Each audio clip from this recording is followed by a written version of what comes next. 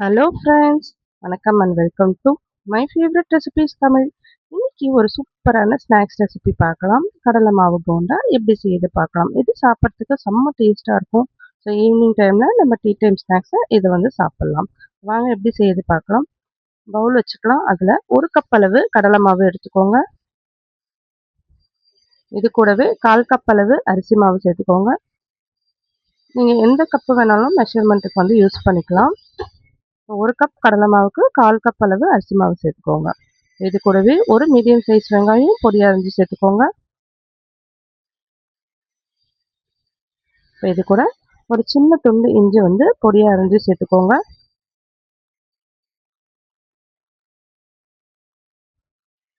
இப்போ காரத்துக்கு பச்சை மிளகாய் சேர்த்துக்கலாம். 2 பச்சை மிளகாய் பொடியாக அரிஞ்சு சேர்த்துக்கலாம். ஒரு 2 கொத்து கருவேப்பிலை பொடியாக அரிஞ்சு சேர்த்துக்கலாம். கொஞ்சமாக கொத்தமல்லி தழை பொடியாக அரிஞ்சு சேர்த்துக்கலாம்.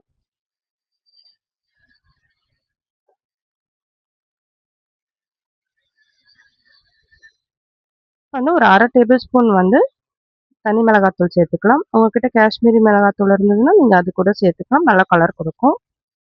அப்படி இல்லைன்னா நீங்கள் நார்மல் தனி மிளகாத்தூள் சேர்த்துக்கலாம். இது கூட ஒரு 1/4 டேபிள் ஸ்பூன் பேக்கிங் சோடா சேர்த்துக்கோங்க. இப்போ இதுக்கு தேவையான அளவு உப்பு சேர்த்துக்கோங்க. இப்போ இது கூடவே ஒரு 2 டேபிள் ஸ்பூன் எண்ணெய் ஊற்றிக்கலாம். நல்லா சூடான எண்ணெயாக 2 டேபிள் ஸ்பூன் ஊற்றிக்கோங்க. ஊற்றிட்டு இதை நல்லா கலந்து விட்டுட்டு கொஞ்சம் கொஞ்சமாக தண்ணி விட்டு இதை நல்லா வந்து கரைச்சிக்கோங்க.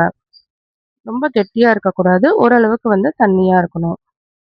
அப்போ தான் போண்டா வந்து நல்லா உப்பி வரும். ஸோ இந்த அளவுக்கு கரைச்சி எடுத்துக்கோங்க. இப்போ எண்ணெய் நல்லா சூடு பண்ணிக்கலாம். எண்ணெய் நல்லா சூடான அப்புறமா இதை நம்ம சின்ன சின்ன உருண்டைகளாக போட்டு வேக வச்சு எடுத்துக்கலாம். எண்ணெய் நல்லா சூடு பண்ணிக்கோங்க. சூடு பண்ணிவிட்டு அதுக்கப்புறமா வந்து மீடியம் ஃப்ளேமில் வச்சுட்டு நீங்கள் வந்து பொரிச்சு எடுத்துக்கலாம்.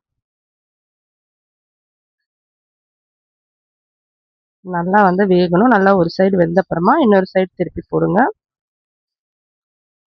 பாருங்க, கலர் நல்லா வந்து சேஞ்ச் ஆகிட்டு இருக்கு. இன்னும் நல்லா வந்து டார்க் கலராக மாறணும். ஸோ இந்த ஸ்டேஜில் நம்ம எடுத்துடலாம். பாருங்க, சூப்பரான போண்டா வந்து ரெடி ஆயிடுச்சு. மேலே நல்லா கிறிஸ்பியாக இருக்கும், உள்ளே நல்லா சாஃப்டாக இருக்கும். இந்த ஸ்டேஜில் நம்ம வந்து எடுத்துடலாம். நம்ம கிட்ட இருக்க எல்லா மாவையும் நம்ம போண்டா போட்டு எடுத்துடலாம். ஸோ அவ்வளோதாங்க, சூப்பரான ஈவினிங் டைம் ஸ்நாக்ஸான கடலை மாவு போண்டா வந்து ரெடி ஆயிடுச்சு. இதை நம்ம ஈஸியாக ஒரு 10 நிமிஷத்துல செஞ்சு முடிச்சிடலாம். கடகடன்னு மாவு வந்து நம்ம கலக்கிட்டோம்னா ஈஸியாக போட்டு எடுத்துடலாம். இதை ஊற வைக்கணும்னு கூட அவசியம் இல்லை. ஸோ நீங்களும் இதை வந்து செஞ்சு பாருங்கள். செஞ்சு பார்த்துட்டு எப்படி இருந்ததுன்னு கமெண்ட் பண்ணுங்கள். இந்த வீடியோ பிடிச்சிருந்ததுன்னா லைக் பண்ணுங்கள், ஷேர் பண்ணுங்கள். மை ஃபேவரட் ரெசிபீஸ் தமிழை சப்ஸ்கிரைப் பண்ணிக்கோங்க. தேங்க்யூ ஃபார் வாட்சிங்.